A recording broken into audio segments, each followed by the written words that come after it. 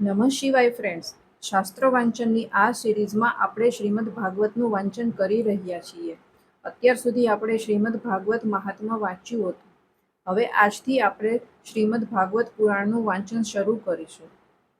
શ્રી ગણેશાય નમઃ. ઓમ નમો ભગવતે વાસુદેવાય. ગુરુર્બ્રહ્મા ગુરુર્વિષ્ણુ ગુરુર્દેવો મહેશ્વર ગુરુર સાક્ષાત પરબ્રહ્મ તસ્મૈ શ્રી ગુરુવે નમઃ.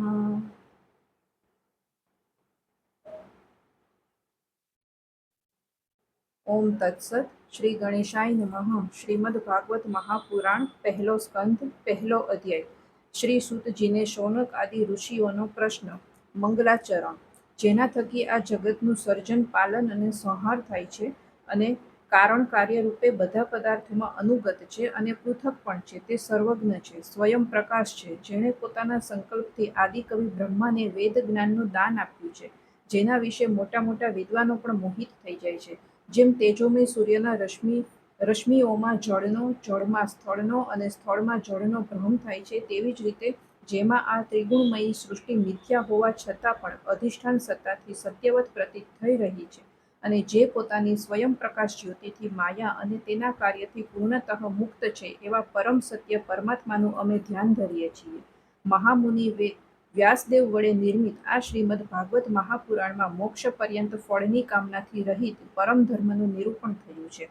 આમાં શુદ્ધ અંતઃકરણના સત્પુરુષોએ જાણવા યોગ્ય એવી વાસ્તવિક જણસ પરમાત્માનું નિરૂપણ થયું છે કે જે જણસ ત્રિવિધ તાપોનો જળ મૂળથી નાશ કરનારી અને પરમ કલ્યાણ આપનારી છે. ત્યારે અન્ય કોઈ સાધનનું કે શાસ્ત્રનું શું પ્રયોજન છે?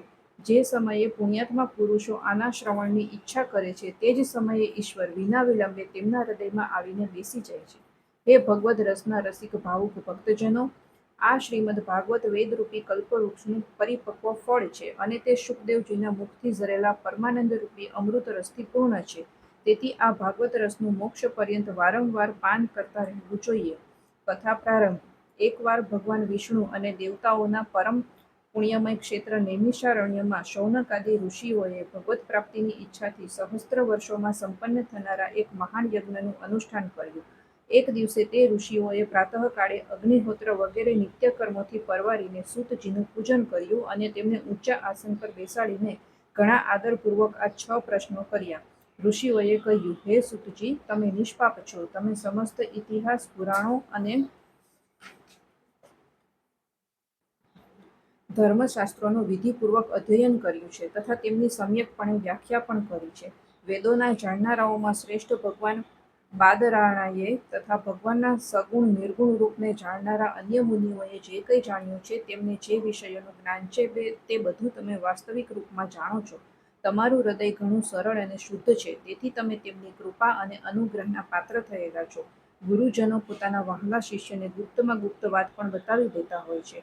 હે આયુષ્યમાન, તમે કૃપા કરીને એ બતાવો કે તે બધા શાસ્ત્રો, પુરાણો અને ગુરુજનોના ઉપદેશમાંથી તમે કળિયુગી જીવોના પરમ કલ્યાણ માટેના સહજ સાધન તરીકે શું નક્કી કર્યું છે?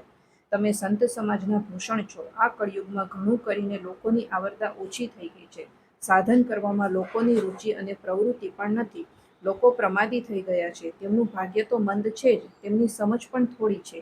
એ સાથે જ તેઓ અનેક પ્રકારના વિઘ્નો, અડચણોથી ઘેરાયેલા પણ રહે છે. શાસ્ત્રો પણ ઘણા છે, તેમજ તેમાં અનેક પ્રકારના કર્મોનું વર્ણન છે.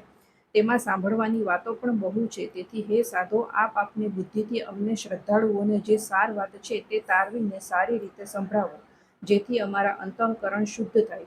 હે પ્રિય સૂતજી, તમારું કલ્યાણ થાઓ. તમે તો જાણો જ છો કે યદુવંશીઓના રક્ષક ભક્તવત્સલ ભગવાન શ્રી કૃષ્ણ વસુદેવની ધર્મપત્ની દેવકીના ગર્ભથી શું કરવાની ઈચ્છાને લીધે અવતર્યા હતા. આથી હે આજ્ઞ, અમે તે વિષયમાં સાંભળવા ઈચ્છીએ છીએ. તમે કૃપા કરીને અમારા માટે તેનું વર્ણન કરો.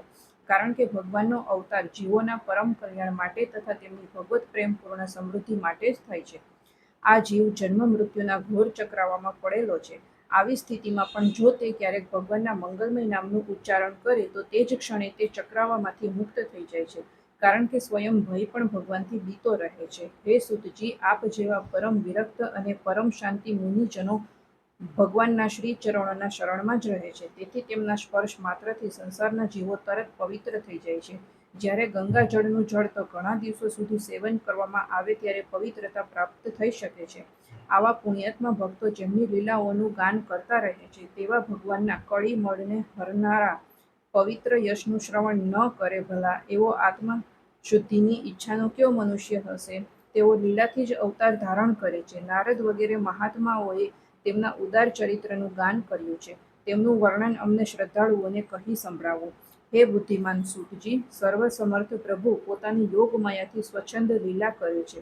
તમે તે શ્રી હરિની મંગલમય અવતાર કથાઓનું હવે વર્ણન કરો. પુણ્ય કીર્તિ ભગવાનની લીલા સાંભળતા અમને ક્યારેય પણ તૃપ્તિ થતી નથી, કારણ કે રસજ્ઞ શ્રોતાઓને ડગલે પગલે ભગવાનની લીલાઓમાં નવા નવા રસનો અનુભવ થાય છે.